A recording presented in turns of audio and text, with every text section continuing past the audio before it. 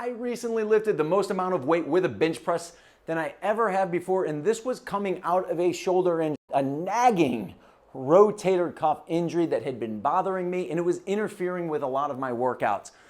What I want to do is teach you how I did my own self-rehabilitation to make that tendon stronger, to make that rotator cuff tendon stronger, so that maybe you can take some of this with you and get your shoulders stronger than they've ever been before. I do want to preface this. While I was doing the rehab and right before, I did about 6 sessions of shockwave therapy. I think that helped. Shockwave therapy, it's the same therapy that a lot of the professional athletes are using these days to rejuvenate their tendons. They just get more out of the rehabilitation when they do that. So I did about 6 sessions of shockwave therapy.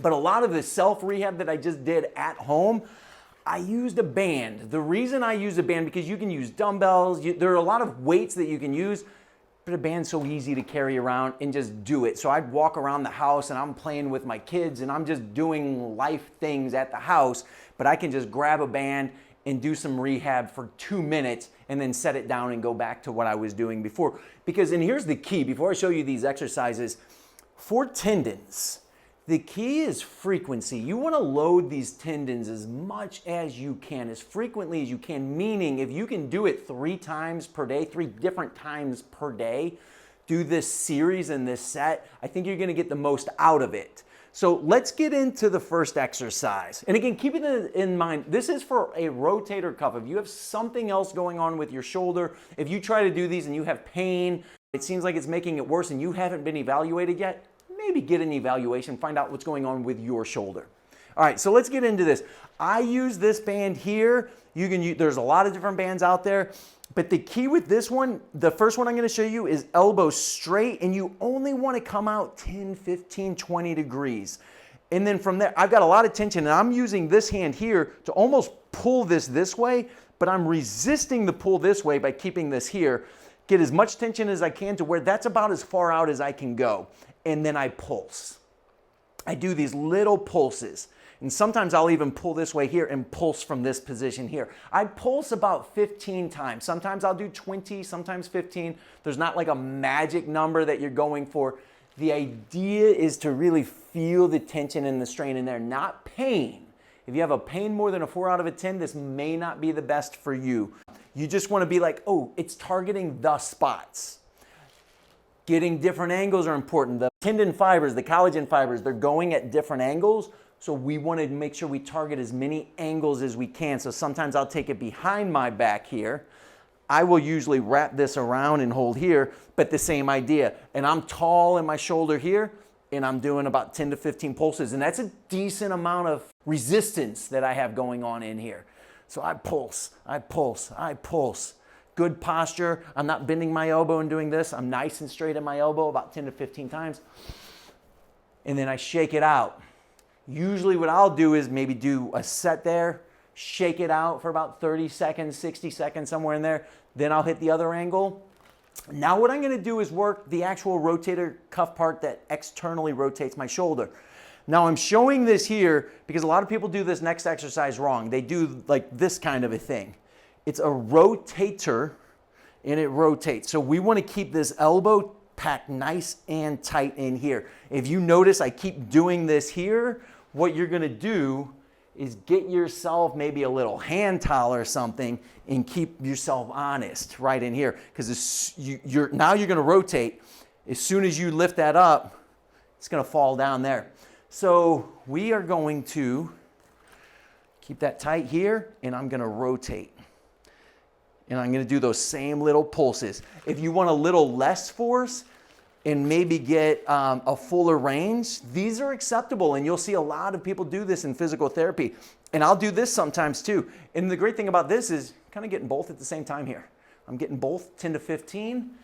You shake it out. Then maybe you'll go back to these here. Shake it out. Maybe go back to these here. Shake it out, then go back to these. And I'll do about 2 to 3 sets, at least 2, sometimes 3 sets of each of these before I put my band down and do something else. Now I want to show you a couple other alternatives, like the next stage up exercises. So if you've got a knot in your band here, and or if you've just got a different band set that comes with attachments for your door, You can do this if you're at a gym and you've got something else, but you put that in there, now it's nice and tight here. Again, angles, you wanna get all these different angles. So what I'm gonna do here is this little do-si-do kind of a thing here, my forearms on top of each other, and I'm gonna do this here. That external rotation again, I've got all that rotation. This is a fuller range of motion. These are fantastic. Maybe you do 10 to 15 of those. Shake it out for 30 to 60 seconds. Here's another option. I like those pulses. You get more of a resistance if you come here, you hold, and then how far out can I go?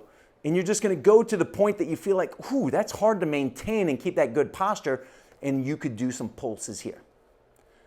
These are excellent. And one last final option to get the back of the rotator cuff muscles there. You could get this angle. So we've done this angle for external rotation. We've done this angle for external rotation. Now we can just get this angle for external rotation. You'll be here. I like to start with no tension. That way I can just kind of come back into the point that I feel like, oh, it's trying to pull me this way. Let me show that one more time.